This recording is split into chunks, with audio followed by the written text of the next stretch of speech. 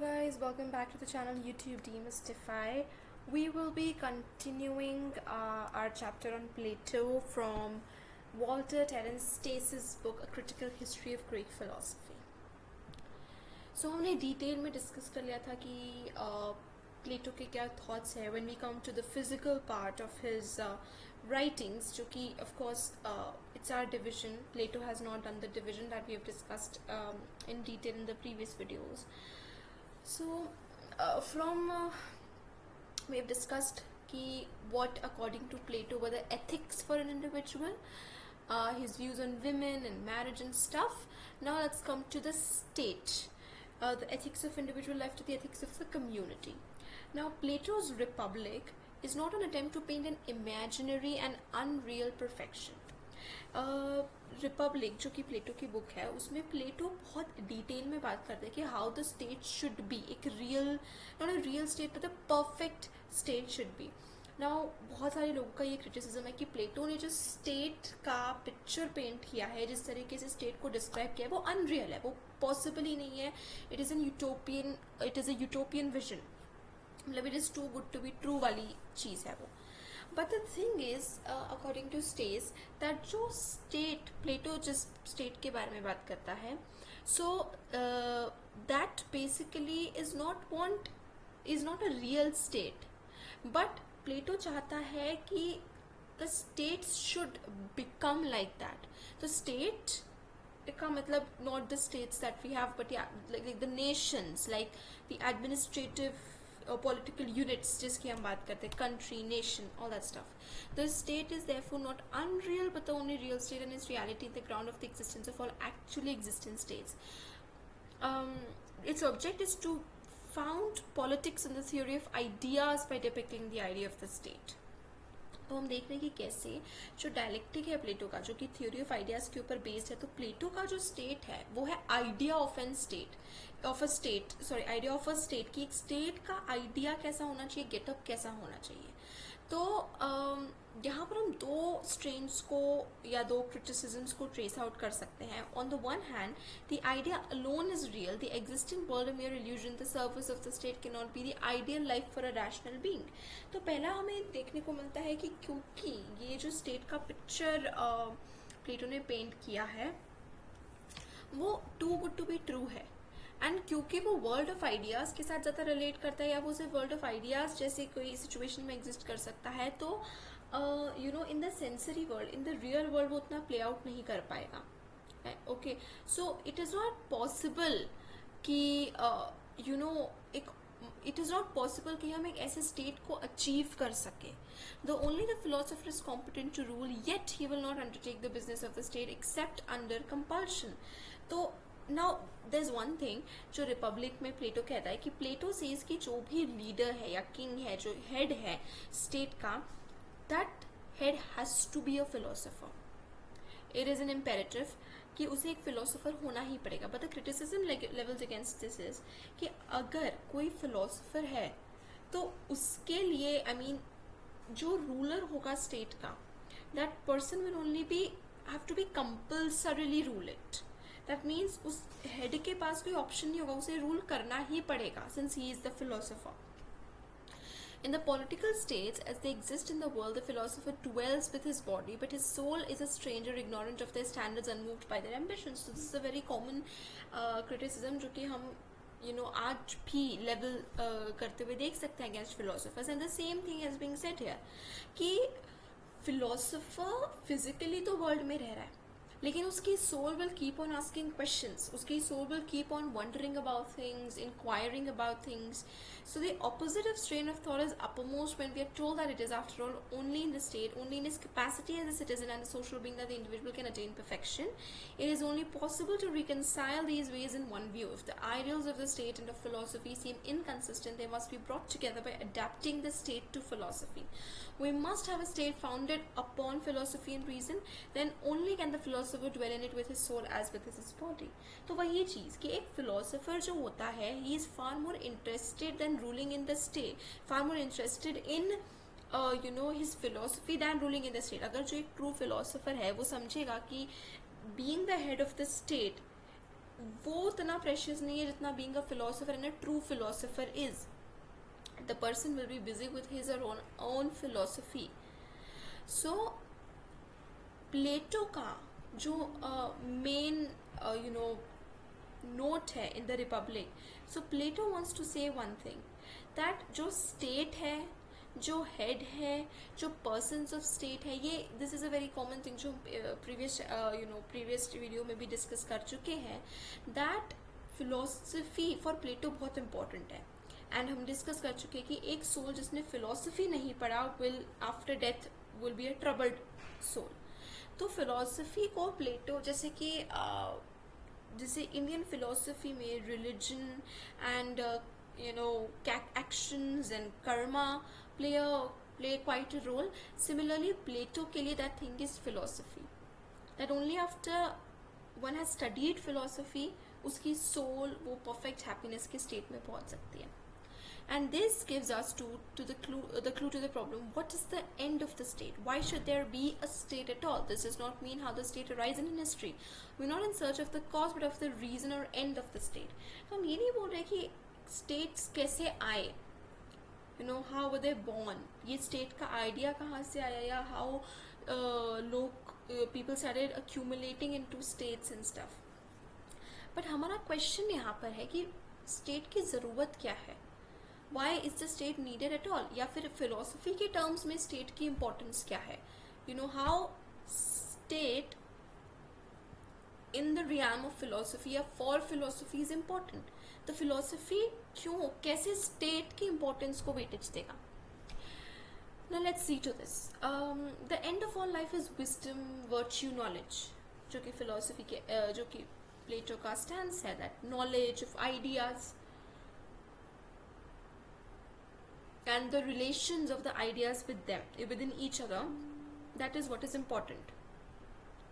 प्लेटो के लिए कि हमारी नॉलेज होना चाहिए आइडियाज़ के बारे में, आइडियाज़ के एक दूसरे के साथ रिलेशन के बारे में. It is only by the state that they can be brought down from heaven to earth. तो प्लेटो स्टेट की इंपॉर्टेंस बताते हुए यही चीज़ कहता है कि only with the help of a state. Now जब हम स्टेट की बात कर रहे हैं, आई होप दैट हम सभी इस पॉइंट पे क्लियर है कि by state he means a political unit, जैसे कि with boundaries and stuff, a nation और काइंड ऑफ थिंग. तो हर स्टेट का एंड है वर्च्यू, हैप्पीनेस. हैप्पीनेस प्लेजर से डिफरेंट है, जो हम प्रीवियस वीडियो में ऑलरेडी डिस्कस कर चुके हैं कि कैसे pleasure is the satisfaction and happiness is जब सोल वैसी है जैसे उसे होना चाहिए.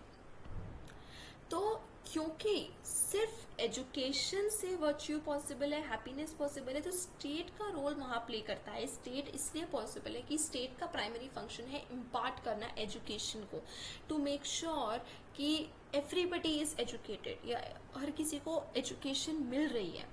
तो what we talking about here is कि जो स्टेट है उसकी मेन इंपॉर्टेंस प्लेटो की फिलोसफी में ये है कि स्टेट जो है वो एजुकेशन में रोल प्ले करेगी, और एजुकेशन से नॉलेज ऑफ आइडियाज आएगा, जिससे soul will achieve the perfect happiness after death. Since the state is to be founded upon reason, its laws must be rational. तो प्लेटो की फिलोसफी जो है वो एक तरीके से हम देखें तो बहुत simple and straight forward philosophy है कि स्टेट का डायरेक्ट कनेक्शन है फिलोसफी के साथ. स्टेट का एंड गोल होना चाहिए कि मेन, विमेन, चिल्ड्रन जो भी है, कि जो पीपल है of the state, they should be familiar with philosophy, familiar with ideas, familiar with knowledge and all that stuff. तो क्योंकि स्टेट के लॉज रीजनेबल होने चाहिए, रैशनेबल होने चाहिए, तो रैशनल होने चाहिए, तो लॉज बनाने वाले लेजिस्लेटर्स या फिर they have to be reasonable and rational, and reasonable rational men are philosophers. Okay, for Plato only that man who's a philosopher is rational. The rulers must be philosophers, and since the philosophers are few, we must have an aristocracy not of birth or of wealth but of intellect. तो यहाँ पर हमें Plato का stance पता चल रहा है कि to elect a leader, to for someone to be head of the state, hierarchy work नहीं करती है, बर्थ वर्क नहीं करती है, वेल्थ वगैरह वर्क नहीं करती है, education of the right kind work करती है, and that is the education of philosophy. तो ओनली द पर्सन जिसके पास फिलोसफी की एजुकेशन है, who is a philosopher, is has the right to be the head of the state. And इसीलिए जो group of people होना चाहिए, जो एरिस्टोक्रेसी होनी चाहिए, सो एरिस्टोक्रेसी उस समय में, उस टाइम पर aristocracy was someone with a lot of power and wealth, the ministers and stuff अगर हम कह सके तो वो aristocracy is not should not be someone जिसके पास वेल्थ है या hierarchical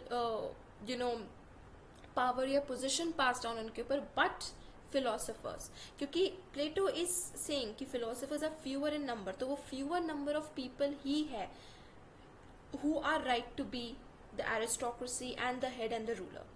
The first operative principle of the state is reason, the second is force. For it is not to be expected that the irrational masses will willingly submit to rational laws. Now very important point जो प्लेटो यहाँ पे mention करता है कि पहला कि अच्छा state बनना कैसे चाहिए, दूसरा प्लेटो डिनाई नहीं कर रहा है, प्लेटो एडमिट कर रहा है कि फोर्स की ज़रूरत है. फोर्स की ज़रूरत not in the sense not like violence और फिजिकल फोर्स, बट फोर्स मतलब कि जो इरैशनल मैन है, जो irrational people citizens of the state है,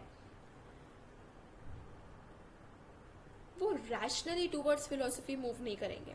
तो जो स्टेट है वो स्टेट तो रीजनेबल होना चाहिए, has to be found on rational and reason, लेकिन स्टेट के पास इतनी पावर होनी चाहिए कि वो एनफोर्स कर सके फिलोसफी को एंड एजुकेशन को to the irrational minds, because वो irrational minds are unaware according to Plato, they don't know, या फिर they are ignoring that point.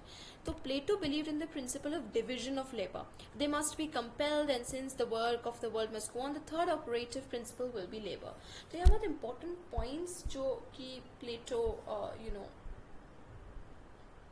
Undermine कर रहा है वो है reason, force and the third thing is labour.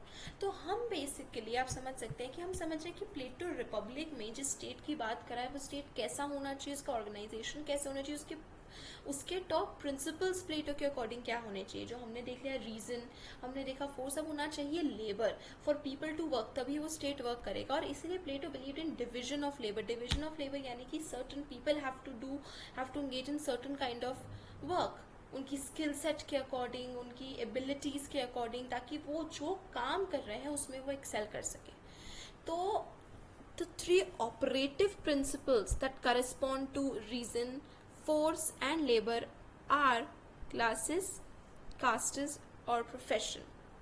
Okay, so reason is embodied with in the philosopher rulers, force in the warriors and labor in the masses. Very important point.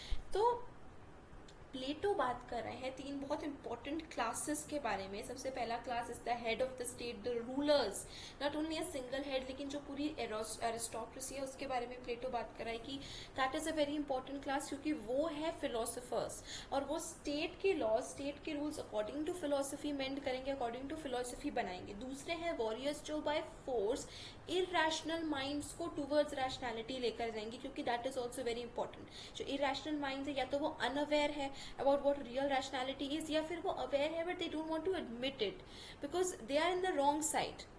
They think that rationality is wrong. Yeah, they're not identifying rationality as rationality. तो उस force के लिए warriors चाहिए, क्योंकि ये philosopher की duty है कि वो philosopher, वो ruler, वो head की duty है कि क्योंकि वो खुद एक फिलोसोफर है, that person knows the importance of philosophy and उसके पास ट्रू नॉलेज है, तो वो उसकी ड्यूटी है कि वो उस ट्रू नॉलेज को उनको इम्पार्ट करे जिसके पास वो नहीं है. एंड थर्ड, लेबर का जो ऑपरेटिव क्लास है वो है the masses who will work for the state to keep on running and functioning. Now ये जो डिविजन है कि स्टेट के अलग अलग फंक्शंस, स्टेट के फंक्शन तीन क्या है, लेबर, फोर्स एंड रीजन. तो ये प्लेटो ने डिवाइड कर दिया है. रीजन की responsibilities of the philosopher rulers, force की responsibilities of the warriors and labour की रिस्पॉन्सिबिलिटीज ऑफ द मासेस. और ये किसके ऊपर बेस्ड है, threefold division of the soul, जो हम ऑलरेडी पढ़ चुके हैं. जो थ्री फोल्ड डिविजन है सोल का वो है the reasonable one, the noble half and the ignoble half. Okay तो रैशनल सोल जो है, जो हमारा सोल का रैशनल पार्ट है, यानी कि फिलोसोफर रूलर्स, जो नोबल हाफ है वो है हमारे वॉरियर्स, और जो इग्नोबल हाफ है वो है हमारे मासेस। तो अबाउट द ह्यूमन सोल हम प्रीवियस वीडियो में एट लेंथ डिस्कस कर चुके हैं, और बहुत ब्यूटिफुली स्टेस ने एक्सप्लेन किया है कि what Plato meant by the division of the human soul, कि ह्यूमन सोल को प्लेटो ने कैसे 3 पार्ट्स में डिवाइड किया था, the noble half, the ignoble half and the rational side of the soul. Consequently, the 4 cardinal virtues belong to the state through the functioning of the 3 classes. The virtue of the philosopher rulers is wisdom, warriors is courage, masses is temperance. The harmonious combination of all 3 produces justice. तो अगर हम प्लेटो की पूरी philosophy state को लेकर देखें, तो Plato की पूरी philosophy regarding the state comes down to 7 very important words, और ये 7 है पूरे स्टेट के एक्सप्लेनेशन का फाउंडेशन. तो 7 वर्ड्स में 2 पार्ट में डिवाइड हो जाते हैं. 4 कार्डिनल वर्च्यूज एंड 3 है क्लासेस. सो जो कार्डिनल वर्च्यूज हैं वो है wisdom, courage, temperance and justice. Temperance या फिर self control and justice. And जो 3 क्लासेस है वो है philosopher rulers, warriors and the labour या the masses, sorry the masses. तो philosopher rulers जो है, their virtue is wisdom and that is why they will implement reason in the state. जो warriors है उनका virtue है courage. warriors are courageous और इसी वजह से वो force implement करेंगे state में.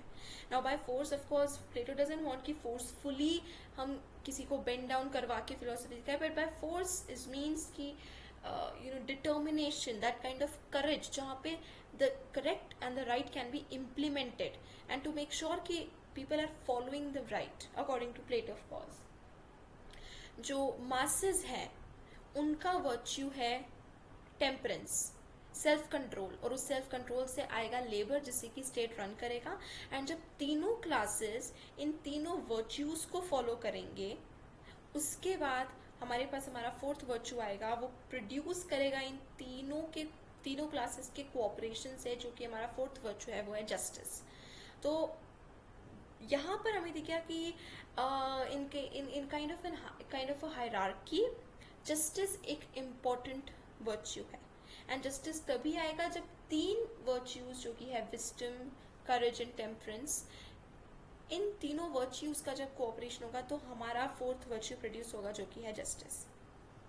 सो जो स्टेट प्लेटो एक्सप्लेन करता है, या प्लेटो के अकॉर्डिंग जो स्टेट होना चाहिए, जो रिपब्लिक में प्लेटो एट लेंथ बात करता है, उसमें ये 7 words are very important. The philosopher rulers, the warriors, the labour, sorry the philosopher rulers जिसका रिलेशन है with wisdom and reason, the warriors जिसका रिलेशन है with force and courage, and the masses जिसका रिलेशन है with labour and temperance, and इन के cooperation से produce होगा justice which is the 4th virtue. तो ये justice is a very important virtue for Plato. And this is one of the reasons, क्योंकि Plato justice के बारे में एट लेंथ बात करता है, तो this is one of the reasons कि Plato is a political philosopher, not just a philosopher but more of a political philosopher, क्योंकि प्लेटो की philosophy falls in the arena of philosophy as well as political science. तो प्लेटो political science and philosophy के perspective से he is on the borderline of both of them. Most of the rulers must not cease to be philosophers. Rulers को हमेशा philosophers रहना पड़ेगा, उनका time हमेशा spend होना चाहिए to learn more about knowledge and ideas and philosophy, and सिर्फ कुछ टाइम होना चाहिए गवर्नेंस को लेकर.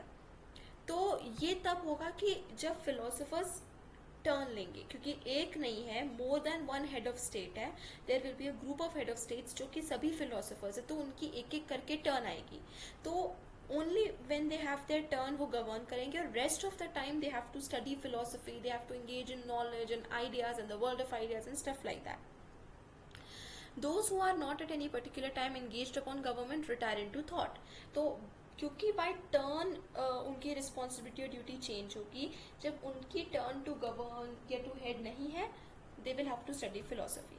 The duty of the warriors is the protection of the state but against external enemies and against the irrational impulses. तो warriors की duty, ना हम ये प्लेटो के रिपब्लिक में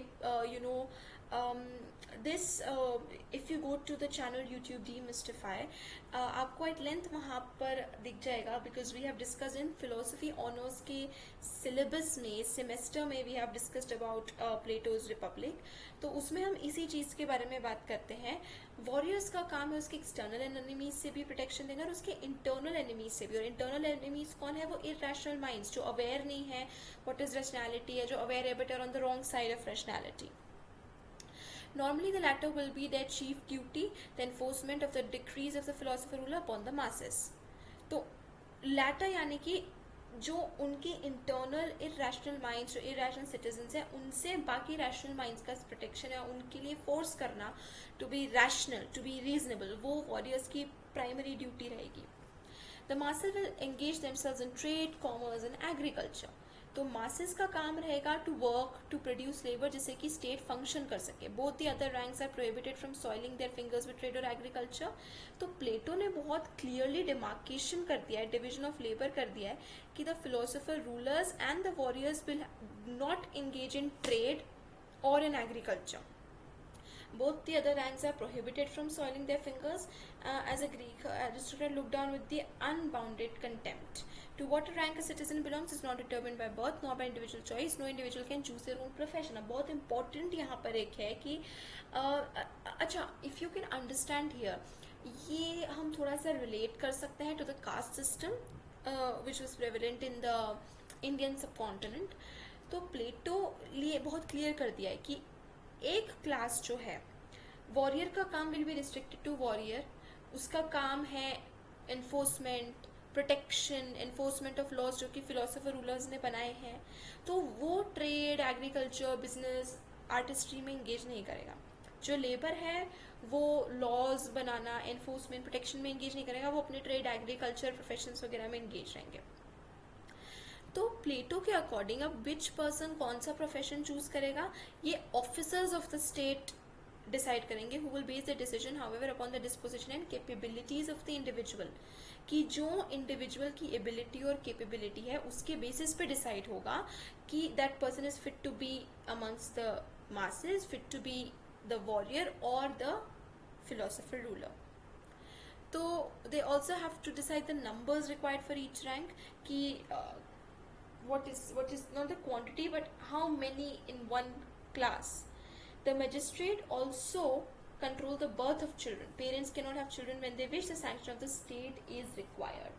Now of course this statement of Plato can arise and has arised a lot of criticism as well from the naturalists especially.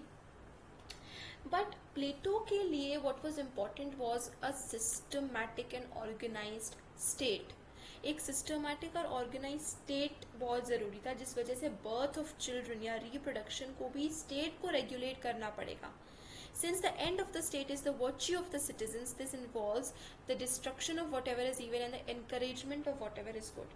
तो state का पूरा reason, the state की importance यही है कि citizens का end हो, virtue हो, the citizens का end virtue हो, knowledge of the ideas हो, citizens का end philosophy हो. तो state का काम ही यही है to regulate irrational citizens को towards rational and philosophy. तो evil को ख़त्म करने के लिए children of bad parents or offsprings not sanctioned by the state will be destroyed. तो ईविल को खत्म करने के लिए क्यों स्टेट का सैंक्शन होना जरूरी, according to Plato this we are discussing, कि प्लेटो के लिए क्यों चिल्ड्रन का बर्थ भी सैंक्शन होना ज़रूरी है. क्योंकि जो बैड पेरेंट्स हैं या जो इरेशनल सिटीजन्स हैं जो कि ड्यूटी अपनी फॉलो नहीं कर रहे हैं, उनके चिल्ड्रन को हटा दिया जाएगा, so that they do not go on and become the bad citizens of the state. Children from their earliest years do not belong to their parents but to the state. यहाँ पर naturalism के बहुत against प्लेटो जा रहा है. So of course कि children are not property of the parents but the property of the state.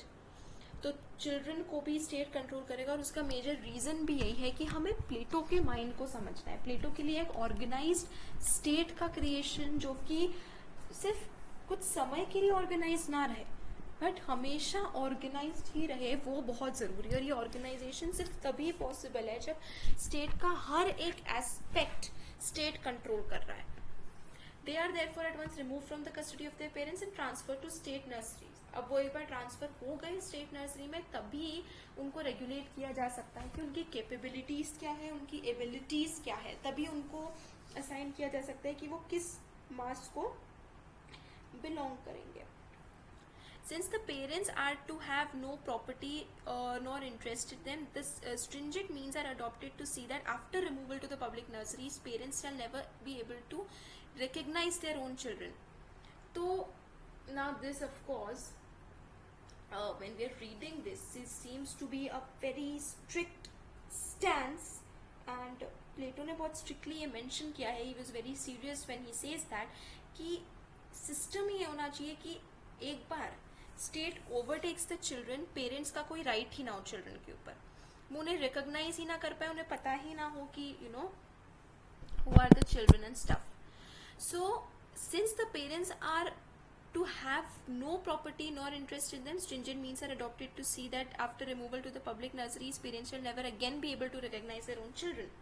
सारे details जो है वो स्टेट के पास रहेगी उन बच्चों की, स्टेट उनको हाइड करके रखेगा पेरेंट्स से, और ये अकॉर्डिंग टू प्लेटो इंश्योर करेगा कि हर कोई अपना ड्यूटी फॉलो कर सके.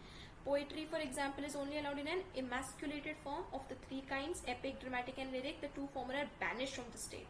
तो epic and dramatic, क्योंकि ये कहीं ना कहीं fiction को birth देगा, so these according to Plato have to be banned. Only poetry, और वो भी poetry एक बहुत ही limited form में, एक बहुत ही regulated form में allowed है.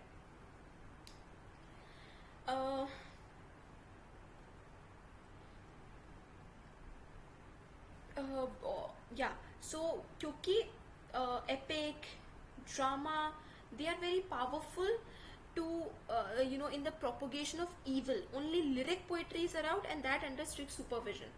तो काफी sensory and काफी regulated state प्लेटो की बात कर रहा है, बहुत ही controlled state. So now we can of course see the practical loopholes जो कि प्लेटो की state में आएगा. Because majority of the control is with the state, not majority but almost control of the state is with the authorities, is with the rulers themselves. So poetry को भी प्लेटो ने बहुत strict supervision के under allow करा हुआ है.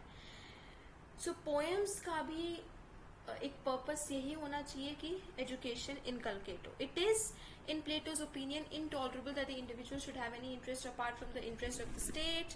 Private interest जो है वो अगर जो स्टेट के साथ क्लैश करते हैं तो वो private interest are not allowed.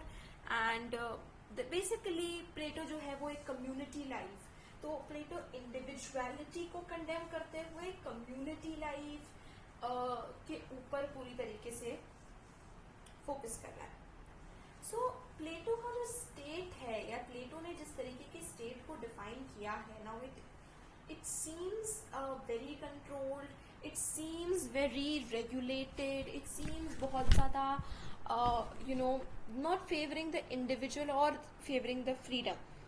But then again Plato के जो व्यूज है उसको लेकर, it only stems from the fact that Plato को एक बहुत ही ऑर्गेनाइज्ड सुपरवाइज्ड स्टेट चाहिए था जिसका and will be virtue, philosophy, knowledge of the ideas.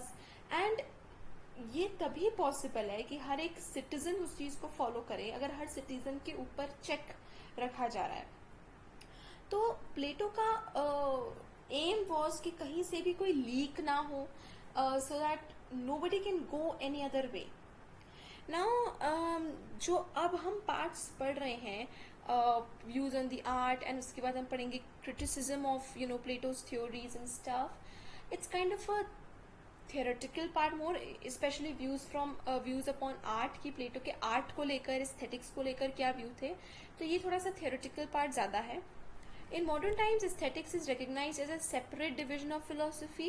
This was not the case in Plato's time. तो of course हमें पता है कि philosophy back then एक umbrella subject था जिसके अंदर सारे subjects आते थे, और same with aesthetics and art.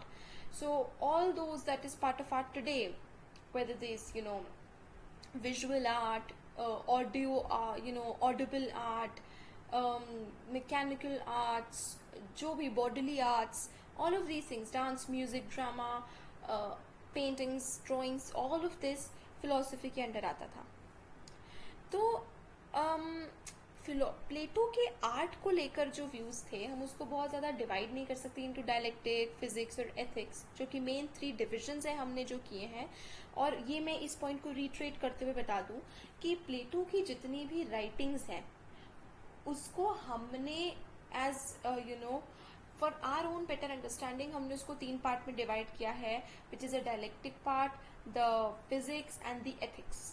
तो प्लेटो ने खुद से ये डिवीजन नहीं किया है, ये सारी चीज़ें मिक्स है प्लेटो के डायलॉग्स में, जो कि उनकी ज़्यादातर ऑफकोर्स प्लेटो की जितनी भी राइटिंग्स है वो हमारे पास डायलॉग्स के फॉर्म में है, wherein Socrates is the main character जो इंगेज हो रहा है डायलॉग्स में with other people, and Plato के आइडियाज़ हमें पता चलते हैं.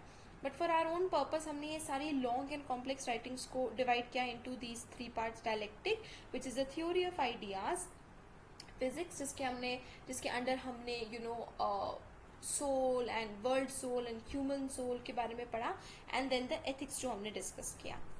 On the other hand, they cannot be ignored and there is nothing for it therefore but to treat them as sort of appendix to his philosophy. Plato has no systematic theory of art but only scattered opinions, the most important which will now be mentioned. तो Plato की art के ऊपर लेकर जो views हैं वो बहुत ज़्यादा सिस्टमैटिक नहीं है, स्कैटर्ड है, फ्यू है एज कंपेरिजन, लेकिन वो इम्पॉर्टेंट है प्लेटो को अंडरस्टैंड करने के लिए, प्लेटो की पोजिशन को समझने के लिए. ज़्यादातर जो मॉडर्न थ्योरीज हैं आर्ट की वो based upon that of view that art is an end in itself, लेकिन प्लेटो के लिए art was a means, that the beautiful has as such absolute value and not value merely as means to further end. कि beauty अपने आप में एक and है, beauty हमें किसी और एंड तक नहीं पहुंचा रही है, आर्ट हमें किसी और एंड तक नहीं पहुंचा रहा है, ये हमारा मॉडर्न टाइम्स में मानना है, बट प्लेटो के लिए ऐसा नहीं था. Upon such a view, art is recognized as autonomous with its own sphere, governed only by its own laws, judged only by its own standards. It cannot be judged as Tolstoy would have us believe by the standards of morals. The beautiful is not a means to the good. They may be indeed ultimately identical, but their identity cannot be recognized till their differences has been admitted, nor one can be subordinate to the other. तो जैसे कि Tolstoy, Leo Tolstoy या Plato would believe कि beauty एक means है to reach that ultimate good, to reach that supreme idea of good, जैसा कि प्लेटो मानता है. तो प्लेटो के लिए ब्यूटी एक एंड नहीं है, ब्यूटी एक मीन्स है जिससे ब्यूटी के थ्रू, आर्ट के थ्रू हम एक एंड तक पहुंचेंगे. Art for him absolutely subservient both to morals and to philosophy. तो आर्ट of course inferior है philosophy से और morality से for Plato. That it subverts morality we see from the Republic, where only that poetry is allowed which inculcates virtue. तो वही poetry Plato allow करेगा जिससे virtue develop हो रहा है. It is no sufficient justification of a poem to plead that it is beautiful. सिर्फ ये कहना कि एक poem beautiful है, एक poem बहुत it's good, it's not enough. एक पोएम का काम होना चाहिए to develop virtue in citizens, that उस पोएम को पढ़ के वर्च्यू डेवलप हो, and only that poem is which is to be acceptable according to Plato. तो hence to the preposterous notion that its exercise is to be controlled even in details by the state, that this would mean the utter destruction of art either did not occur to Plato, or if it did not deter to him. तो of course प्लेटो को ये नहीं था ज़्यादा कि by regulating art to such level it would cause the destruction of art, but then those were his times. Art is merely a means to philosophy is even more evident, जैसे कि हम discuss कर चुके. बहुत simple fact हमें प्लेटो की standing या art को लेकर दिख गई कि it's only a means to an end, और वो एंड क्या है? Virtue, which is basically knowledge of the ideas. The end of all education is the knowledge of ideas, and every other subject, science, mathematics, arts, is introduced into the educational curriculum solely as a preparation for that end. They have no value in themselves. This is obvious from the teaching of the Republic, and it is even more evident in the Symposium, where the love of beautiful objects is made to an end not in itself but in philosophy. बहुत clear and evident stance हमें Plato का on art यहाँ पता चल गया. Plato's low estimate of art appears also in his theory of art is imitation and his contemptuous references to the nature of artistic genius. As to the first, art is to him only imitation. तो अगर हम सबसे पहला art का देखें कि what art for Plato is, वो basically सिर्फ इमिटेशन है. It is the copy of an object of the senses. So if you look at the hierarchy, जो ऑब्जेक्ट ऑफ द सेंसेस हैं, सेंसरी वर्ल्ड के जो ऑब्जेक्ट्स हैं, वो है आइडियाज की कॉपी, एंड जो आर्ट है वो ऑब्जेक्ट्स ऑफ द सेंसेस की कॉपी है. So basically art is the copy of ideas. तो hence a work of art is only a copy of a copy. Plato did not recognize the creativeness of art. This view is certainly false. If the aims of art were merely to imitate, a photograph would be the best picture, since it is the most accurate copy of its object. What Plato failed to see was the artist does not copy his object but idealizes it, and this means that he does not see the object simply as an object but as a revelation of an idea. He does not see the phenomena with the eyes of the other men but penetrates the sensuous envelope and exhibits the idea shining through the veils of sense. तो यहीं पर प्लेटो थोड़ा सा fault कर रहा है कि वो आर्ट को as a revelation of idea नहीं देखकर as a copy of idea view कर रहा है. तो प्लेटो के लिए जो आर्ट है, it's not a view of the other person, it's not a view of the idea of something, it's not a window to know more about an idea, but it's just a copy. The second point is Plato's estimate of artistic genius. The artist does not work by reason but by inspiration. He does not or he should not create the beautiful by means of rules or by the application of principles. It is only after the work of art is created that the critics discover rules in it. This does not mean that the discovery of rules is also false, but that the artist follows them unconsciously and instinctively. If, for example, we believe Aristotle's dictum that the object of tragedy is to purge the heart by terror and pity, we do not mean that the tragedian deliberately sets out to accomplish that end. He does so without knowing or intending it, and this kind of instinctive impulse we call the inspiration of the artist. Now, Plato fully recognizes these facts, but far from considering inspiration something exalted, he thinks it on the contrary comparatively low and contemptible just because it is not rational. Again, a very simple point on art कि Plato के जो view थे, now art को लेकर तो हमने view देख लिया कि कैसे आर्ट जो है वो सिर्फ एक मीन्स है, एंड नहीं. जो आर्टिस्ट है उसको लेकर प्लेटो के व्यू ये थे कि वो आर्टिस्ट को बहुत हाई रिगार्ड्स में नहीं व्यू करता था, क्योंकि आर्टिस्ट जो आर्ट बनाता था वो art was based on inspiration and not by reason, not on rationality. कोई भी आर्टिस्ट जब आर्ट बनाता है, वो किसी भी फॉर्म ऑफ आर्ट हो, वो हमेशा is based on inspiration. Without inspiration it's not possible. So now of course there's a very thin line. अगर if we delve deeper into this, तो बहुत ही thin difference in line हो सकता है इन दोनों के बीच में. लेकिन प्लेटो के लिए this was just not it, कि inspiration is something that does not stand for Plato. तो प्लेटो के लिए डिवाइन मैडनेस है, डिवाइन है लेकिन मैडनेस है. डिवाइन क्यों है? सिर्फ इसलिए क्योंकि आर्टिस्ट बहुत ब्यूटीफुल चीज़ों का क्रिएशन करा है, बट मैडनेस है क्योंकि वो रैशनैलिटी पर बेस्ड नहीं है. वो मैडनेस इसलिए क्योंकि उस आर्टिस्ट को पता ही नहीं है कि उसने वो आर्ट क्यों क्रिएट किया, उस आर्ट का रियल मीनिंग. ये हम डिस्कस कर चुके हैं कि प्लेटो के लिए virtue is not just doing the right thing. Virtue Plato के लिए is to know why the certain thing और why the certain action is right. तो प्लेटो के लिए व्हाट इज इम्पॉर्टेंट इज कि अगर कोई एक्शन कर रहा है तो सिर्फ राइट एक्शन मैटर नहीं करता, बट ये अवेयरनेस मैटर करती है, कि अवेयरनेस इंसान को कि वो एक्शन राइट क्यों है. तो सिमिलरली वो डिवाइन मैडनेस इसलिए वो डिवाइन है क्योंकि आर्ट ब्यूटीफुल आर्ट प्रोड्यूस हो रहा है, लेकिन वो मैडनेस इसलिए क्योंकि आर्टिस्ट को नहीं पता उसने वो क्यों प्रोड्यूस किया. उसके लिए वो इंस्पिरेशन है और something like that. He does not know the meaning of that art, और not the meaning but you know the person, the artist doesn't know कि वो art एक means है to the end of virtue.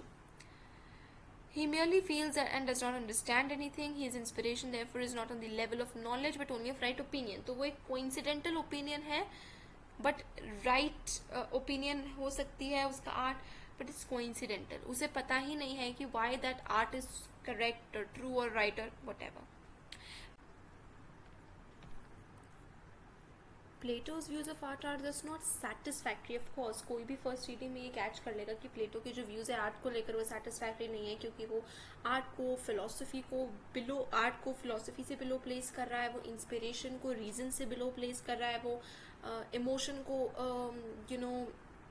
Reason से below place कर रहा है. तो दोनों के बीच का रिलेशन है, हो सकता है हायर लोअर का रिलेशन हो ना हो, तो बट ये हो सकता है कि आर्ट और फिलोसफी का relation can be higher and lower in a sense, लेकिन ऑफ कोर्स वो पर्सनल प्रेफरेंस है. एक फिलोसोफर के लिए philosophy will always be higher, एक आर्टिस्ट के लिए art will always be higher. So the matter must be decided upon some principle, and the principle is quite clear. Both art and philosophy have the same object, the apprehension of the absolute or the idea. Philosophy apprehends it is in itself, that is to say, thought. Art apprehends it in a merely sensuous form.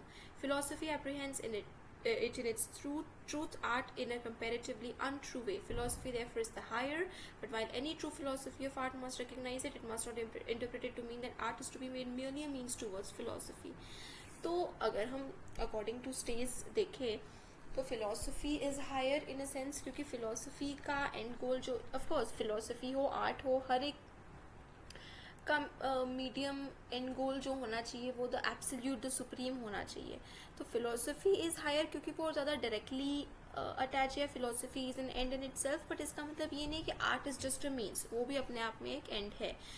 It must somehow find room for the recognition of the truth that art is an end in itself, and it is in this that Plato fails. Plato इस चीज़ में fail कर रहे थे कि art अपने आप में एक stand alone end है, not just an end to philosophy. Aristotle, who had no spark of artistic capacity in his compensation, whose own writings the severest of scientific did far greater justice to art than Plato. Plato के comparison में Aristotle के जो views थे art को लेकर वो और ज़्यादा एक्सेप्टेबल थे.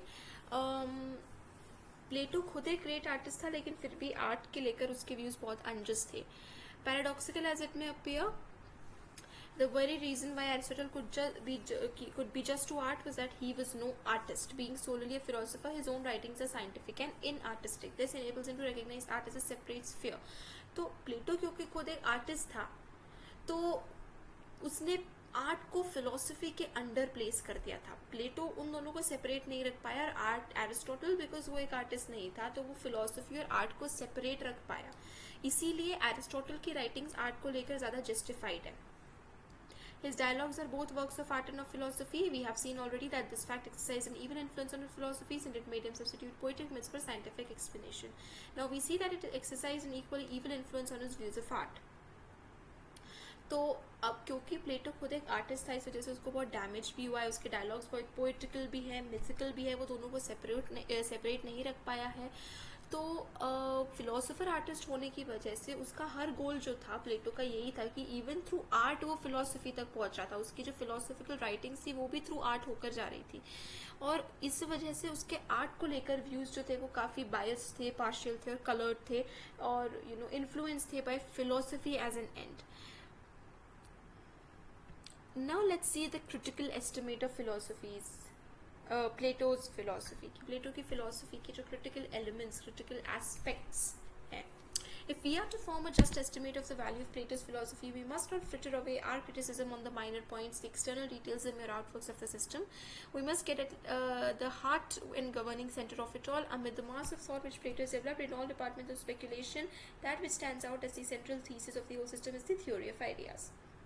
अब वैसे तो हमने प्लेटो की जितनी भी थ्योरीज को डिस्कस किया है, प्लेटो को जितना डिस्कस किया है, जैसे अगर हमने डायलेक्टिक के बारे में डिस्कस किया, हमने थ्योरी ऑफ आइडियाज़ को डिस्कस किया, तो then and there we have also tried to include उसका क्रिटिसिज्म. थ्योरी ऑफ आइडियाज़ को लेकर क्या क्रिटिसिज्म था, कैसे उसने रिलेशन नहीं बताया with the supreme idea, the highest idea, that is the idea of good and stuff like that. अभी भी हमने जैसे एथिक्स को लेकर प्लेटो के क्रिटिसिज्म्स देखे, आर्ट को लेकर प्लेटो का देखा, व्यूज़ देखे, और कहाँ प्लेटो के व्यूज़ क्रिटिसाइज कर रहे हैं.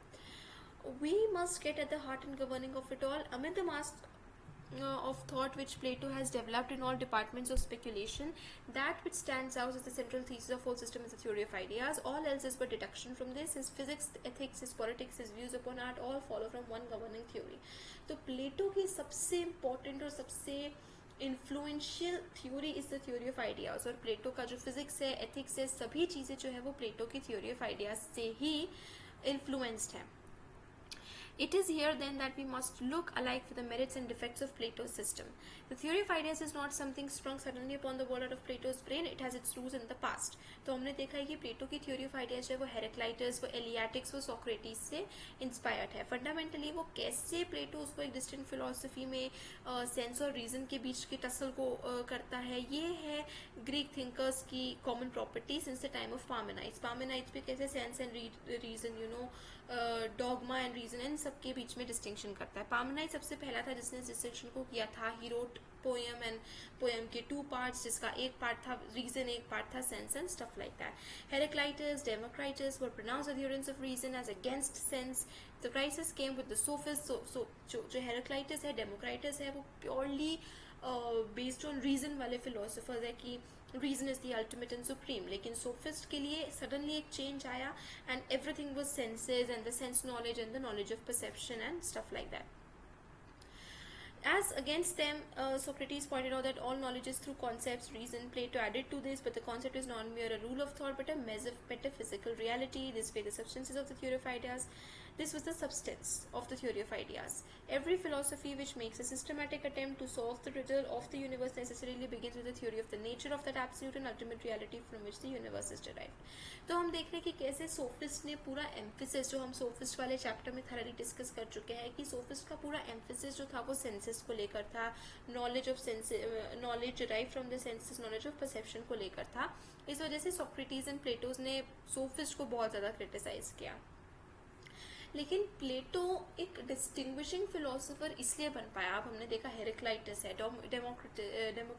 डेमोक्रिटस है, सोक्रेटिस है, everybody was for concepts and reason and stuff. लेकिन प्लेटो स्टैंड अलोन इसलिए कर पाया क्योंकि प्लेटो के लिए थ्योरी ऑफ आइडियाज जो था वो पूरी की पूरी मेटाफिजिकल रियलिटी थी.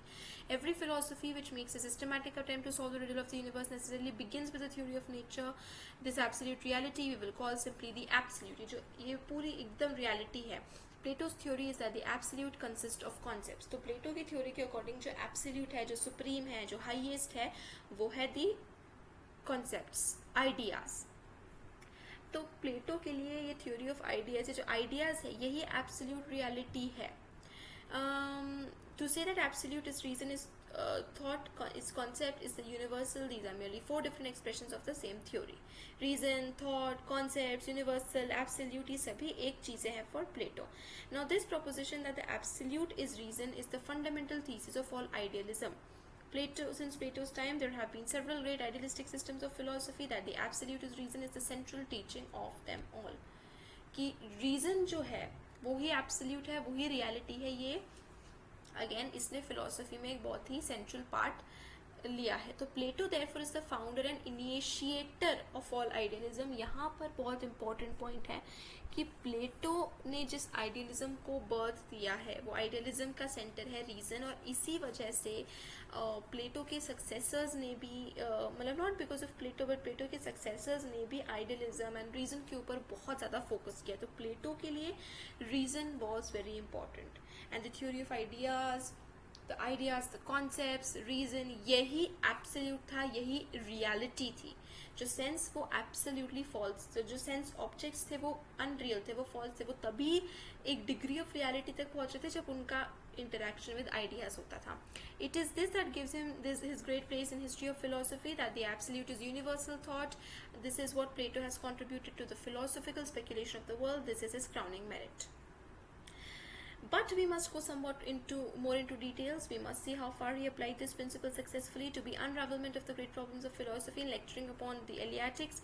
I said that any successful philosophy must satisfy only at least 2 conditions. It must give an account of the absolute, that the world is shown, that the absolute is shown as capable of explaining the world. It must be possible to deduce actual world affairs. Secondly, not only must its first principle explain the world, it must also explain itself.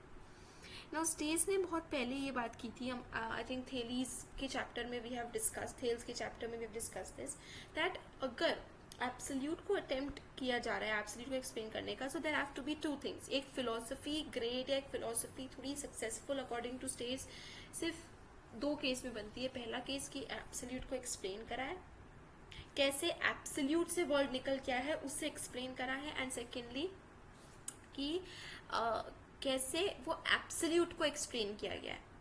So two things: how the world came out of the absolute, उसका explanation, and absolute itself का explanation. These two things are very important in a system of philosophy for stays. So it must be really ultimate, that is we must not, in order to understand it, have to refer to anything beyond and outside it. तो वो जो absolute को अगर refer किया जाए, वो absolute for any philosopher, अगर वो किसी चीज़ को एज एब्सोल्यूट टर्म करे, तो वो एब्सोल्यूट अपने आप में कंप्लीट होना चाहिए, इंडिपेंडेंट होना चाहिए, और एब्सोल्यूट के एक्सप्लेनेशन के लिए हमें किसी और चीज़ के एक्सप्लेनेशन की ज़रूरत नहीं होनी चाहिए. अल्टीमेट एक्चुअली में अल्टीमेट होना चाहिए, हमारा फर्स्ट प्रिंसिपल होना चाहिए. That thing by means of which we explain it must itself be the ultimate reality. तो जैसे हम बाकी चीज़ों को एक्सप्लेन कर रहे हैं जिसकी हेल्प से, उसके एक्सप्लेनेशन के लिए हमें किसी और चीज़ की ज़रूरत नहीं होनी चाहिए. And besides being ultimate, our principle must be wholly intelligible. एकदम इरेशनल या मिथिकल या पोएटिकल नहीं होना चाहिए, बट इंटेलिजिबल होना चाहिए, डाइजेस्टिबल होना चाहिए. ये कोई अल्टीमेट मिस्ट्री नहीं होनी चाहिए कि बस it is so it is. Absolute का एक्सप्लेनेशन होना चाहिए, और हाउ एब्सोल्यूट से निकल के वर्ड आया है उसका एक्सप्लेनेशन होना चाहिए. तो हमारा फर्स्ट प्रिंसिपल या हमारा एब्सोल्यूट जो है वो सेल्फ एक्सप्लेनेटरी होना चाहिए. अब ये देखते हैं कि प्लेटो की जो सिस्टम है फिलोसफी की, जो उसने डिवाइस की, ये टू फोल्ड टेस्ट से जा पाता है कि नहीं. पहला कि कैसे थ्योरी ऑफ आइडियाज वर्ल्ड को एक्सप्लेन कर पाता है कि नहीं, और फिर दूसरा कि ये जो थ्योरी ऑफ आइडियाज है ये खुद सेल्फ एक्सप्लेनेटरी है कि नहीं. ये आइडियाज जो है ये first principle of world refer करे जा सकते हैं कि नहीं. क्या थ्योरी ऑफ आइडियाज वर्ल्ड को एक्सप्लेन करते हैं? Let us see. What things says Plato are copies or imitations of the ideas. तो प्लेटो ने क्या करा है कि वर्ल्ड की सभी चीज़ों को डिड्यूस कर दिया है कि वो सारे ideas की copies हैं. The ideas are archetypical of things. Now all these phrases are mere poetic metaphors. They do not really tell us how things related to ideas. But suppose we ignore this and assume for the sake of argument that we understand what is meant by participation and that things are in literal self copies of ideas. The question still remains, why do such copies exist and how do they arise? तो मान लेते हैं कि चलो एक simple चीज़ को हम ignore भी कर दे, सेट असाइड भी कर दो, हम मान लेते हैं कि जितनी भी वर्ल्ड की चीज़ें हैं, ऑब्जेक्ट्स हैं, वो एक्चुअली में कॉपीज़ हैं ऑफ आइडियाज़. ठीक है, let us assume this. But then ये कॉपीज़ कैसे आई, और कॉपीज़ कैसे आइडियाज़ के साथ पार्टिसिपेट करती है? क्योंकि प्लेटो ने तो कॉपीज़ को कम्प्लीटली अनरियल टर्म कराया कि जो सेंसरी वर्ल्ड की जितनी भी चीज़ें हैं वो कॉपीज़ है आइडियाज़ की, लेकिन ये सारी चीज़ें अनरियल है, ये पर्टिकुलर है, ये चेंजेबल है, they are not eternal, they are materialistic, they are spatial, they are time bound and stuff like that. तो फिर इन कॉपीज़ को कैसे एक्सप्लेन करें, ये कॉपीज़ कैसे आइडियाज़ की क्रिएट होती है, कैसे एग्जिस्टेंस में आती है, वो अराइज कैसे होती है. Now, if this problem is to be solved, it is not enough to show merely as a fact that by some mysterious act copies of idea come into existence. तो अगर सिर्फ ये बोल देना कि बस वो कॉपीज आइडियाज की निकल के आ गई, इससे हम वर्ल्ड को एक्सप्लेन नहीं कर पाएंगे.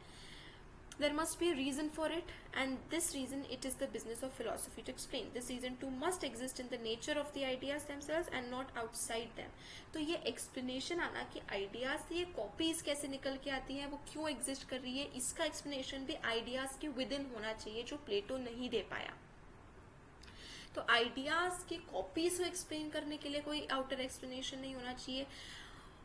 बाई दिस, अगर हम इसको रिड्यूस डाउन करें to simpler terms, to a simpler understanding, कहने का मतलब यही है कि अगर थ्योरी और अगर प्लेटो के लिए ideas and theory of ideas is the ultimate, is the absolute, तो फिर प्लेटो कहीं ना कहीं फॉल शॉर्ट कर जाता है ये एक्सप्लेन करने में कि ये आइडियाज़ पूरी वर्किंग ऑफ द वर्ल्ड को कैसे एक्सप्लेन कर रहा है, या वर्ल्ड की एग्जिस्टेंस को एक्सप्लेन कैसे कर रहा है, वो प्लेटो नहीं कर पाया. सेंसरी ऑब्जेक्ट्स आइडियाज़ की कॉपीज़ हैं, लेकिन फिर ये आइडियाज़, ये कॉपीज़ एग्जिस्टेंस में कैसे आई, ये कॉपीज़ बनी कैसे, प्लेटो इसको एक्सप्लेन नहीं कर पाए. There must be the very nature of ideas, some inner necessity, कोई फोर्स जिसकी कि आइडियाज़ की कॉपीज़ बनी. और ये हम ऑलरेडी डिस्कस कर चुके कि अगर आइडियाज़ की कॉपीज़ बन रही है तो आइडियाज़ को चेंजेबल होना पड़ेगा, उन्हें प्रोड्यूस करना पड़ेगा, लेकिन प्लेटो ने बोला है कि ideas are unchangeable. This is what we mean by saying that the idea are sufficient explanation of the existence of things, but there is in Plato's ideas no such necessity. कोई necessity, कोई compulsion नहीं आता है कि why, what is the necessity की copies निकल कर आई ideas से. सो आइडियाज को प्लेटो ने सोल रियलिटी तो बताया, बट देन वो सेल्फ सफिशिएंट एक्सप्लेन नहीं किया. They lack nothing. It is not necessary for them further to realize their being in the concrete manifestation of things, because they, as holy real, need no realization. Why then should they not remain forever simply as they are? तो Plato ने तो पूरी तरीके से explain कर दिया कि ideas universal है, अनचेंजेबल है, इटर्नल है, इमॉर्टल है, वो परफेक्ट है, just as the way they are.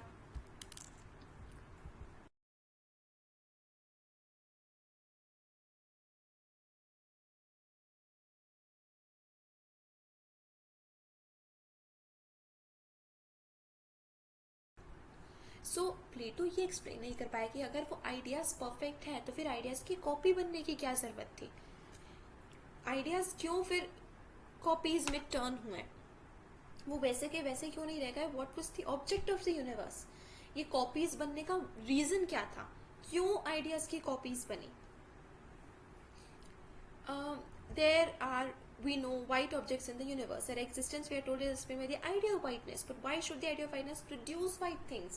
ये प्लेटो एक्सप्लेन नहीं करा कि वो what is the reason कि आइडियाज की कॉपीज बनी. आइडियाज अपने आप में जब सफिशिएंट थे तो आइडियाज की कॉपी बनने की क्या जरूरत थी. Whiteness, idea of whiteness exist कर रहा था एंड इट वाज परफेक्ट. तो फिर वाइट ऑब्जेक्ट्स के प्रोड्यूस होने की क्या जरूरत थी. तो ये नेसेसिटी प्लेटो एक्सप्लेन नहीं कर पाया कि क्यों ये कॉपीज एग्जिस्टेंस में आई. और अब क्योंकि प्लेटो ये एक्सप्लेन नहीं कर पाया कि आइडियाज से कैसे कॉपीज प्रोड्यूस है, क्योंकि आइडियाज खुद कुछ भी प्रोड्यूस नहीं कर सकते थे, दे वर नॉट रिप्रोडक्टिव. तो he brings in another player and Plato use करता है notion of God and he uses him as this. So God fashions matter into the images of ideas. The very fact that Plato is forced to introduce a creator shows that in the ideas themselves there is no ground of explanation. So क्योंकि प्लेटो ideas से copies कैसे बनकर I explain नहीं कर पाया, तो he brings in the notion, he brings in the another player, that is God. कि God है जो आइडियाज के इमेजेस में को मैटर के फॉर्म में क्रिएट करते हैं. Things ought to be explained by the ideas themselves, but as they are incapable of explaining anything, God is called upon to do their work for them. तो ideas क्योंकि खुद कुछ explain नहीं कर सकते थे, तो God ने, अब God था जो कुछ भी explain कर रहे थे. God मतलब God की help से Plato explain करा था कि ideas की copy बनी God की help से, कि ideas exist करते थे. God के पास एक leap of matter था, बहुत सारा lump of matter, sorry not leap of matter, lump of matter था, और उस matter को फिर गॉड ने अलग अलग शेप्स में पुट किया, उससे चीज़ें फॉर्म की, आइडियाज़ की कॉपी फॉर्म की. सो यू नो प्लेटो अचानक से फिर थ्योरीज ऑफ आइडियाज़ छोड़ के वापस थीज़म की तरफ चले जाता है कि यू नो आइडियाज़ कैसे प्रोड्यूस ने कैसे कॉपीज़ को प्रोड्यूस किया, उसको वहीं पे छोड़ के, and he goes back to God की गॉड है जिसने प्रोड्यूस किया. So it can also be an idea of God.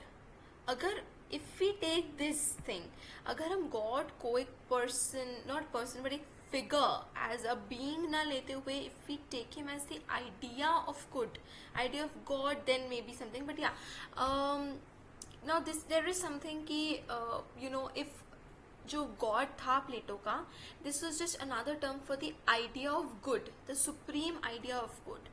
So you know it can be something कि just to substitute as the name, Plato uses God instead of the idea of good. But then again, that same difficulty, and you know ideas were just important in the sense that they were not able to produce anything, and Plato explain नहीं कर पाया कि ideas की copy कैसे बनी. अब अगर हर चीज़ एक ultimate reality में grounded है, ideas में, ठीक है, so then the entire universe must be classed together in a system of all parts of which flow of the ideas. If there exists in the universe anything which stands aloof from the system, remains isolated and cannot be reduced to manifestation of the ideas, then the philosophy is plain to explain the world. तो यही बात हो रही कि अगर कोई भी ऐसी चीज़ है प्लेटो की, अगर प्लेटो आइडियाज़ को अल्टीमेट प्रिंसिपल, फर्स्ट प्रिंसिपल बता रहा है, तो everything can be and has to be explained by ideas. लेकिन अब जो प्लेटो गॉड लेकर आया है, जो कि आइडियाज एक्सप्लेन नहीं कर पा रहे, यहाँ पर प्लेटो की एक तो थ्योरी का सिस्टम का डुअलिस्टिक नेचर समझ में आ रहा है कि प्लेटो दो फर्स्ट प्रिंसिपल्स को लेकर आ रहे हैं, and it is not possible, क्योंकि अल्टीमेट प्रिंसिपल का होना मतलब ही it is ultimate, there is nothing beyond, there is nothing beside it, there is nothing other than it. एक अकेला अल्टीमेट प्रिंसिपल होना चाहिए। तो प्लेटो गॉड को भी ले आया, प्लेटो थ्योरी ऑफ मतलब प्लेटो आइडियाज को भी ले आया। So clearly, if the sole reality is the ideas, matter like all else must be grounded in the ideas, but this is not the case in Plato's system. वो God को ले आता है, as its being is self-derived and originate must be itself a substance. But this is just what Plato denies, calling it absolute not being. Hence, it knows its sources in the ideas or anything outside itself. We say that though Plato calls it absolute not being, it is in fact an absolute being and stuff like that. तो ये पूरा dualism है कि God भी absolute being है, जो ideas है वो भी एब्सोल्यूट बीइंग है, idea of the good is the supreme good, but कैसे आइडिया ऑफ द गुड से आइडिया मतलब बाकी कॉपीज प्रोड्यूस हुई आइडियाज की, सेंसरी ऑब्जेक्ट्स प्रोड्यूस हुए हैं, ये अनएक्सप्लेन रह गए, ये एक्सप्लेन ना कर पाए, इसलिए प्लेटो गॉड ले आया, दैट इट इज गॉड जो आइडियाज की कॉपी बनाता है from a lump of matter, you know formless matter पड़ा हुआ है बस गॉड के पास, and then God makes copies of it of the ideas from that matter. The source of this dualism is to be found in the absolute separation which Plato makes between sense and reason. He places the world of sense on one side, world of reason on the other, as things radically different and opposed. Hence it is impossible for him even to bridge the gulf between them. क्योंकि प्लेटो उनके बीच में इतना distance और इतना opposition create करता है कि दोनों के बीच का कोई कनेक्शन नहीं बन के आ पाता है, you know, उसका कनेक्शन एक्सप्लेन करना is different. Ideas sense is and reason are completely different. The reason is the absolute reality, universal, unchangeable, eternal, motionless, non-existing in space, time, anything.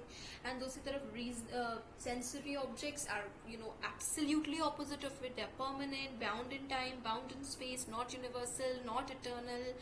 They have motion and stuff like that, whatever. We may expect a dualism of philosophy which builds upon such premises to break out at numerous points in the system, and so indeed it does. It exhibits itself as a dualism of ideas and matter, of the sense world and the thought world, of body and soul. तो हम यहाँ देख सकते हैं अलग-अलग connections. We cannot say them as similes or metaphors of the same thing, the same, you know, but yeah, they kind of represent the same idea, the same you know, characteristics, body and soul. So similarly, sense and reason, you know, the soul, reason, ideas, thought world, and दूसरी तरफ है body, matter, sense world, you know, all of these things at one side.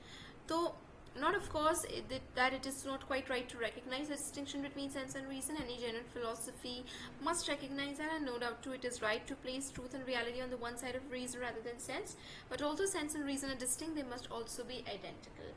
तो प्लेटो इन दोनों के बीच में कोई relation establish नहीं कर पा रहा, दोनों को इनफैक्ट एब्सोल्यूट ऑपोजिट बता दिया. एब्सोल्यूट ऑपोजिट बताने की वजह से there was a lot of gap, absolutely दो अलग चीज हो गई. सो there has to be some relation between the two, क्योंकि मे बी sensory objects अगर प्लेटो के लिए may be they are unreality, but still they have to have some substance in them, क्योंकि majorly हम daily interact करते हैं sensory world से. Because Plato fails to see the identity of sense and reason as well as their difference, his philosophy becomes a continual fruitless effort to overreach the dualism thus generated. तो प्लेटो का पूरा time निकल जाता है बस उस dualism को खत्म करने में. Thus, the answer to our first question, whether the theory of ideas explains the world of things, must be answered in the negative. No, it does not.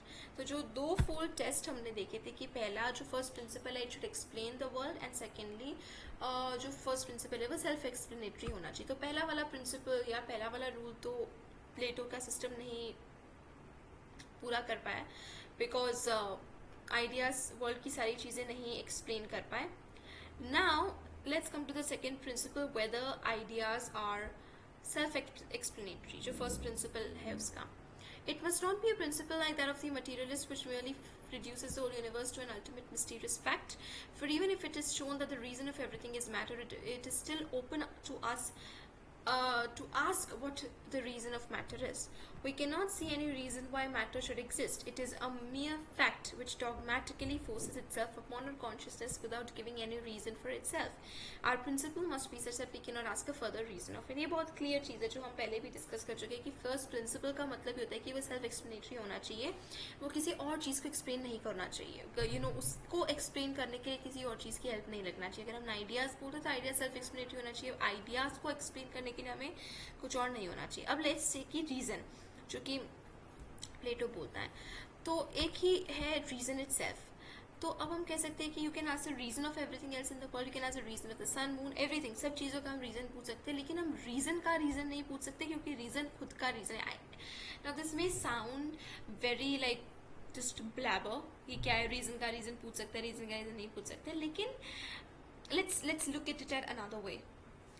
जब हम हर किसी चीज़ का एक्सप्लेनेशन ढूंढते हैं तो हम एक्सप्लेनेशन से हमारा क्या मतलब है, एक्सप्लेनेशन से हम क्या चाहते हैं. हम एक्सप्लेनेशन से चाहते हैं कि यू नो हम उसका एक रैशनल आंसर चाहते हैं. हमें दिखाना है कि वो चीज़ रैशनल हो, लॉजिकल हो. जैसे कि अगर हम पूछे the problem of evil, okay, so what is the origin of evil, how evil began. But even if we knew this it would not explain anything. अगर हमें पता चल गया कि बुराई दुनिया में कहाँ से आई, हमें फिर भी बुराई का एक्सप्लेनेशन नहीं मिलेगा. जैसे कि लेट्स से कि बुराई का कॉज है someone ate an apple, you know, एक दिन किसी ने एप्पल खाया और अचानक से दुनिया में बुराई शुरू हो गई. Let's suppose this. इसका मतलब कोई भी चीज़ क्लियर नहीं हुई. या लेट्स से कि एक दिन बस किसी ने किसी से झूठ बोला और दुनिया में बुराई शुरू हो गई. That can be the cause of it. वो उसका कॉज हो सकता है, लेकिन इसका एक्सप्लेनेशन नहीं है. हमें ये नहीं जानना. हमारी डिफिकल्टी वहां पर आती है क्योंकि इवन हमें कुछ इरेशनल सा लगता है. हमें समझ में नहीं आती कि लोग ऐसा क्यों करते हैं, क्यों लोग एक दूसरे को चोट पहुंचाते हैं, क्यों लोग एक दूसरे को मारना चाहते हैं, एक दूसरे से चुराना चाहते हैं. We are not able to understand the reasons behind it, उसका explanation. The problem can only be solved by showing that somehow, in spite of appearances, it is rational that evil exists. अगर हमें evil का explanation चाहिए तो वो तभी होगा जब हम ये explain कर दे कि भले ही evil, बुराई कितनी ही बुरी दिखे, evil का होना rational है, evil का existence rational है. तो अगर हम किसी चीज़ का explanation attempt कर रहे हैं, इसका मतलब हम ये दिखा रहे हैं कि वो चीज़ rational है, उसका existence rational है. लेकिन हम ये नहीं दिखा सकते. अब हर चीज़ दुनिया की दिखा देंगे कि हम वो रैशनल, लेकिन हम रीज़न को नहीं दिखा सकते कि वो कैसे रैशनल है, क्योंकि रीज़न इज़ रैशनैलिटी. रीज़न का मतलब ही रैशनैलिटी है, तो वो खुद को एक्सप्लेन कर रहा है. हम हर चीज़ को दिखा सकते कि हर किसी चीज़ का रीज़न है, हर किसी चीज़ का एक बिहाइंड एक रैशनल है, एक लॉजिक है, लेकिन रीज़न तो खुद ही रैशनल है. तो रीज़न को एक्सप्लेन करने के लिए हमें किसी और चीज़ की ज़रूरत नहीं पड़ेगी. सो हम ये कह सकते हैं, ये एक एग्जाम्पल है कि जो एब्सोल्यूट है वो रीज़न है, वो सेल्फ एक्सप्लेनेटरी है. तो प्लेटो ने जब रीज़न की बात करी कि reason is something which is the first principle, the ultimate principle, ये एक सेल्फ एक्सप्लेनेटरी प्रिंसिपल है. For to say that the absolute is concepts is the same as saying it is reason. तो जो Plato की theory of ideas है, concepts है, reason है, they are the same name of, मतलब they are the different names of the same thing. तो Plato ने second principal, second rule को टिक ऑफ कर दिया है कि जो प्लेटो का फर्स्ट प्रिंसिपल था, नेमली रीजन, वो सेल्फ एक्सप्लेनेटरी है. So Plato has satisfied the second canon of the criticism, which was that it should be self-explanatory. He takes his first principle as self-explanatory reality. But we cannot quite so quickly jump to this conclusion. After all, the mere word reason is not a key which should unlock to us the doors of universe. Something more is necessary than the mere word. We must in fact be told what reason is. प्लेटो के system को पढ़ते पढ़ते एक चीज़ हमें realise हो गई होगी, that philosophy never stops.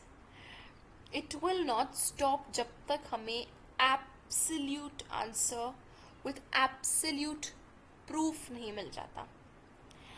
The search of an absolute answer is the humanities, the arts, the philosophy section. जैसे हम सब्जेक्ट्स को humanities and sciences में डिवाइड करते हैं. So absolute answer would be the humanities section. You know, humanities के subjects are trying to find the absolute answer. Not all, but in a way. And absolute proof of that absolute answer would be the scientific explanation of it. अब दो तरीकों से हम इस question को पूछ सकते हैं. व्हाट रीजन इज, रीजन क्या है. दो तरीके हैं जिसमें से एक है लेजिटिमेट, एक है illegitimate. It is illegitimate to ask what reason is in the sense of asking what it shall be explain to us in terms of something else which is not reason. अगर हम पूछे कि reason क्या है, तो reason क्या है उसको एक्सप्लेन करने के लिए हमें रीजन के अलावा किसी और चीज़ का एग्जाम्पल देना पड़ेगा, किसी और टर्म को यूज़ करना पड़ेगा जिससे हम रीजन को एक्सप्लेन कर सकें. फॉर एग्जाम्पल, अगर हमने बोला कि व्हाट फूड इज, तो food is something that can be eaten, that gives the body energy, that is certain हम कैरेक्टरिस्टिक्स बताते हैं. तो जब हमने बोला that can be eaten, energy, हम दूसरे टर्म्स का यूज़ कर रहे हैं किसी एक चीज़ को एक्सप्लेन करने के लिए. फिर उसके बाद क्वेश्चन आ जाएगा what do you mean by eaten या edibility, what do you mean by energy. फिर एनर्जी का मतलब आ जाएगा something that gives us to work and move around and stuff like that and go so on and so forth. तो अगर हम पूछे व्हाट इज रीजन, तो इसका मतलब अगेन हम रीजन का एक्सप्लेनेशन मांग रहे हैं जो पॉसिबल नहीं, क्योंकि रीजन को अगर हमने किसी और वर्ड्स में एक्सप्लेन कर दिया तो वो सेल्फ एक्सप्लेनेटरी नहीं बना. बच्चा reason is its own reason, rational. It would be to seek the reason of reason in something which is not reason. It would be to admit that reason in itself is not rational. अगर हमने reason का explanation दिया या फिर reason को explain किया, तो इसका मतलब reason को हम rational के अलावा किसी और चीज़ से explain कर रहे हैं, which is not possible, क्योंकि reason is rational and to explain things is to show that the existence of the thing is rational. But it is legitimate to ask what reason is, meaning thereby what the content of reason is. तो what reason is एक गलत question हुआ, लेकिन सही question होना चाहिए कि reason का कंटेंट क्या है, क्या चीज़ रीजनेबल बनेगी, रैशनल बनेगी. तो प्लेटो ने एक्सप्लेन किया है कि रीजन का content is concepts. But concepts क्या है? How are we to know whether any particular concept is part of the system or not? तो हमें कैसे पता चलेगा कि कोई भी कॉन्सेप्ट रीज़न का पार्ट है कि नहीं है. अच्छा, यहाँ पर एक और चीज़ हमने नोटिस की है या आपने नोटिस की होगी अभी जैसे हम पढ़ रहे हैं. This is also a very important part of philosophy. It's not only to ask questions but to ask the right questions at the right time for the right thing. We are not stopping at anything. हमने बात की reason की, हमने reason का question पूछा what is the content of reason. हमने establish किया कि concepts are the content of reason. Now concepts के बाद कॉन्सेप्ट्स क्या है, हमें उसे एक्सप्लेन करना पड़ेगा. सो फिलॉसफी बनती ही क्वेश्चंस से है. Philosophy is what is asking question and the answer of those questions. So only it is evident by asserting whether it is a rational concept. If a concept is wholly rational तो वो reason का part है. अगर वो concept irrational है तो वो reason का part नहीं है. अब हमें क्या चाहिए, डिटेल्ड अकाउंट कौन से कॉन्सेप्ट्स है जिसमें रीज़न है, कौन से कॉन्सेप्ट्स है जो रैशनल है. तो it is obvious that only in this way can we make a satisfactory beginning in philosophy. Before we can show that reason explains what that is rationalizes the world, we must surely first show that reason itself is rational, or rather, to be more accurate, that our conception of reason is rational. There must not be any mere inexplicable facts, any mysteries, any dark places in our notion of reason. It must be penetrated through and through by the light of reason. It must be absolutely transparent, crystalline.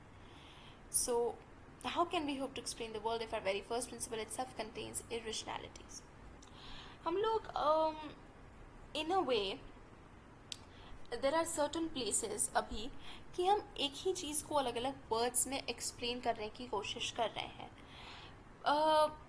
जब हम प्लेटो की philosophy को criticise कर रहे हैं, it's rather simple actually. हम दो चीज़ें ले रहे हैं और वो दोनों रूल्स या दोनों प्रिंसिपल्स को अगर प्लेटो का सिस्टम और प्लेटो की प्रिंसिपल टिक ऑफ कर देता है, then it is the absolute philosophy. We don't need to go further than that.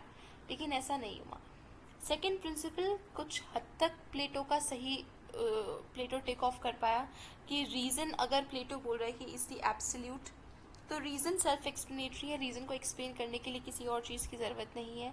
But फिर रीज़न में भी रीज़न का कंटेंट, रीज़न के ऊपर भी एक फुल एक्सप्लेनेशन चाहिए. अगर पूरा सिस्टम, अगर फर्स्ट प्रिंसिपल रीज़न के ऊपर बेस्ड है, तो रीज़न का कंटेंट क्या है, फिर रीज़न के कंटेंट में अगर हम कॉन्सेप्ट्स बोल रहे हैं तो कॉन्सेप्ट्स को एक्सप्लेन करना. Each concept must prove itself rational. हर कॉन्सेप्ट को एक नेसेसरी कॉन्सेप्ट होना चाहिए, तो वो अपने आप रैशनल हो जाएगा. रैशनल हो जाएगा तो वो रीज़न में का पार्ट हो जाएगा, and it could be the absolute principle. जैसे कि 2+2=4 एक नेसेसरी कॉन्सेप्ट है. So for Plato's ideas to be really necessary, it ought to be logically impossible for us to deny their reality. It ought to be impossible to think the world at all without these concepts. तो जो Plato की philosophy है, अगर वो बोल रहा है कि concepts are the absolute reality, मतलब concepts are part of the reason, तो कॉन्सेप्ट्स को ऐसे कॉन्सेप्ट्स होना पड़ेगा जिसके बिना the world is not possible. To attempt to deny them ought to be shown to be self-contradictory.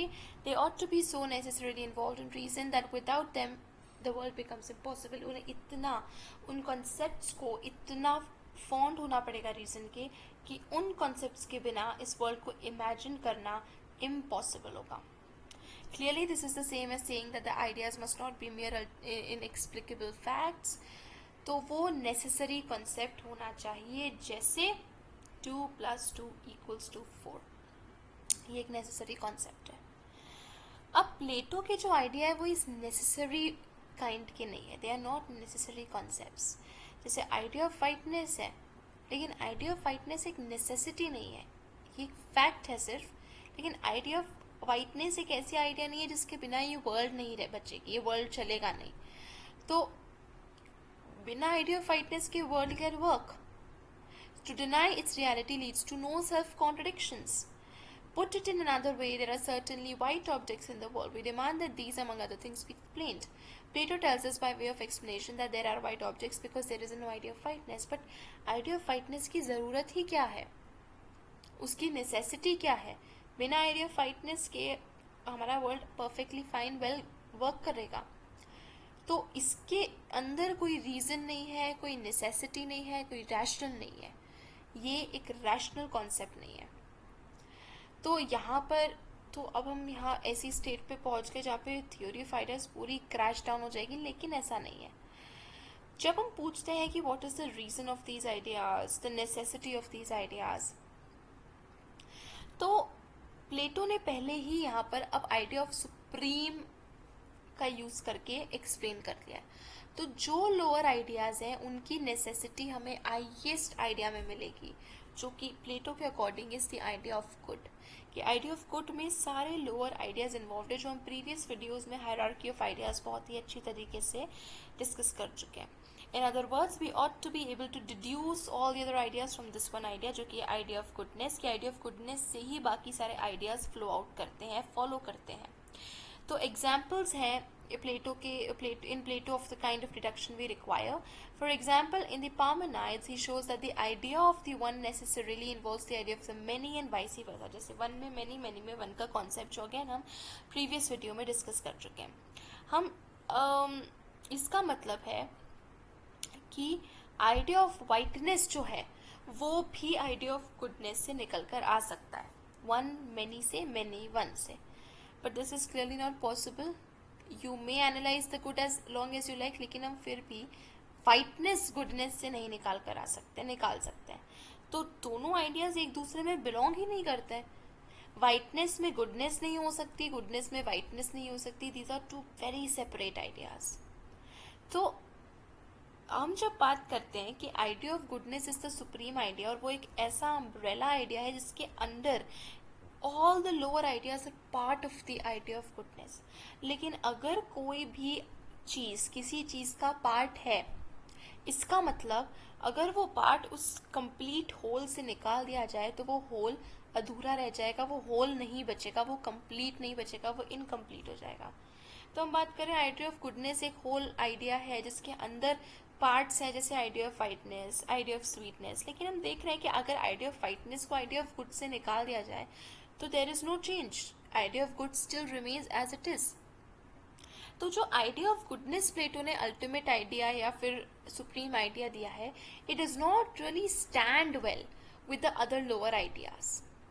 Just as the lower ideas contain only what is common among the thing of a class and exclude their differences, so the higher ideas include what is common to the ideas that come under them but exclude what is not common. For example, the idea of color contains what white, blue.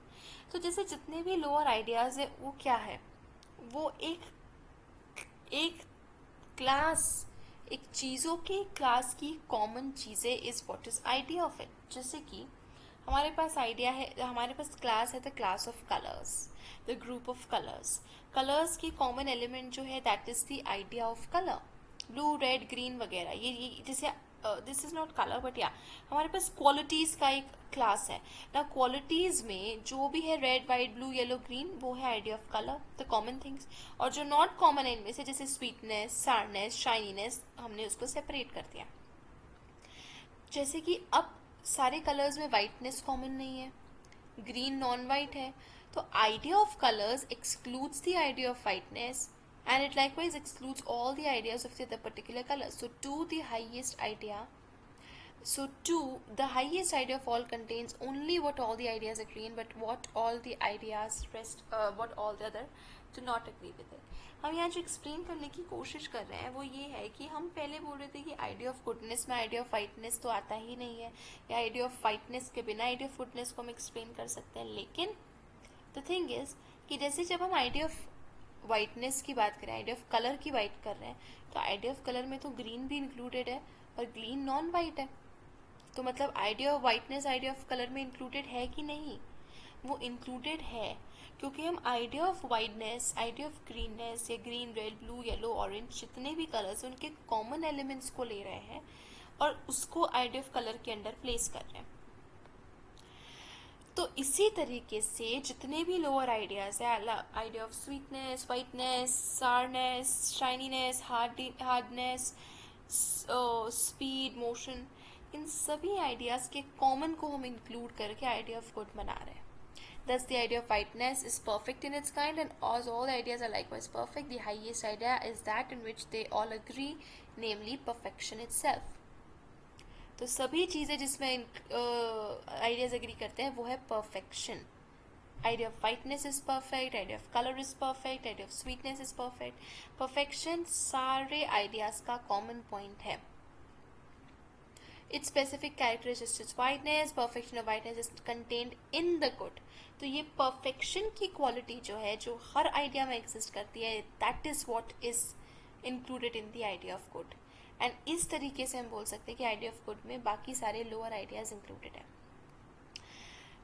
वैसे idea of whiteness को idea of goodness से हम नहीं reduce कर सकते, क्योंकि goodness में whiteness included नहीं है, लेकिन गुडनेस में वाइटनेस की परफेक्शन, आइडिया ऑफ वाइटनेस का जो परफेक्शन है वो इंक्लूडेड है. The lower ideas thus have not the character of necessities, they are mere facts. तो ये चीज़ हमने एस्टैब्लिश कर दी है कि वो सेल्फ एक्सप्लेनेटरी में अगर हम फर्दर जाएं तो जो भी लोअर आइडियाज़ हैं वो लोअर आइडियाज़ नेसेसरी आइडियाज़ नहीं है. और ये करना कि कहीं ना कहीं सुप्रीम आइडिया में उन लोअर आइडियाज़ की नेसेसिटी आएगी, ये भी पॉसिबल नहीं है. Now let's say suppose we waive this. Suppose we grant that there must be an idea of lightness because there is an idea of good. Then why is there an idea of the good? What is the necessity of that? We cannot see any necessity in it. What we said of the other idea applies with equal force to the highest idea. The good may be a necessary idea, but Plato has not shown it. सो हम धीरे धीरे करके बहुत minor loop holes भी प्लेटो के system में निकालते जा रहे हैं कि आइडिया ऑफ गुडनेस की नेसेसिटी भी प्लेटो ने शो नहीं करी है. Thus, though Plato named reason as the absolute, and though reason is a self-explanatory principle, his account of the detailed content of reason is so unsatisfactory that none of the concepts which he includes are really shown to be rational. तो self explanatory तो है प्लेटो का first principle, लेकिन वो satisfactory नहीं है. Reason का content properly प्लेटो ने एक्सप्लेन नहीं किया है, सेटिस्फैक्टरली उसके पूरा कंटेंट नहीं दिया है. तो सेकेंड टेस्ट पे भी प्लेटो का सिस्टम जो है वो ब्रेक डाउन कर जाता है. तो प्लेटो का सिस्टम ना तो पहला रूल टिक ऑफ कर पाया है कि कैसे आइडियाज से पूरे वर्ल्ड का एक्सप्लेनेशन मिलता है, और ना ही प्लेटो का प्रिंसिपल, फर्स्ट प्रिंसिपल, दूसरा रूल जो है वो टिक ऑफ कर पाया है कि कैसे रीजन सेल्फ एक्सप्लेनेटरी है. There is one another defect in Plato system जो कि और ज़्यादा इंपॉर्टेंस का है. There runs throughout is a confusion between the notions of reality and existence. To distinguish between existence and reality is an essential feature of all idealism. तो idealism का एक बहुत इंपॉर्टेंट फीचर, सेंशुअलिज्म, नॉन सेंशुअलिज्म का एक important feature is reality और existence के बीच में difference बताना. अगर हम एलियाटिक्स में भी जाए जो कि थोड़े बहुत आइडियलिस्टिक थे, हमें ये देखने को मिलता है जीनो ने मोशन को डिनाई किया, मल्टीप्लिसिटी को डिनाई किया, वर्ल्ड ऑफ सेंस को डिनाई किया, लेकिन उसने एग्जिस्टेंस ऑफ दिस वर्ल्ड को डिनाई नहीं किया. उसने ये डिनाई किया कि ये सब अनरियल है, लेकिन ये सारी अनरियल चीज़ें एग्जिस्ट करती है, अनरियलिटी एग्जिस्ट करती है. Even if the world is delusion, वो डिल्यूजन एग्जिस्ट करता है. तो what he denied was the reality of existence, but the existence has not been denied. Whatever exists, it is being, replied the Eleatics, but being does not exist. Whatever exists in this or that particular sort of being, being in itself is not anywhere to be found. Thus, Eleatics first denied that what existence is reality, and then what reality exists. They did not themselves draw this conclusion, but it is involved in whole position. With a fully developed idealism like Plato's, this ought to be still clearer. लेकिन Plato के system में भी थोड़ा clearance है, थोड़ी clarity है, लेकिन बहुत ज़्यादा नहीं. जैसे कि जो इंडिविजुअल हॉर्स है प्लेटो के लिए, वो रियल नहीं है, लेकिन वो एक्सिस्ट करता है. जो सेंसरी ऑब्जेक्ट्स हैं, जो मटीरियलिस्टिक वर्ल्ड के ऑब्जेक्ट्स हैं, जो मैटर है, वो एग्जिस्ट करता है. रियल नहीं है, लेकिन वो एग्जिस्ट करता है. द यूनिवर्सल हॉर्स जो है वो रियल है, लेकिन वो एग्जिस्ट ही नहीं करता है. जो आइडिया ऑफ हॉर्स है वो, यूनिवर्सल हॉर्सनेस की जो हम बात कर रहे हैं वो.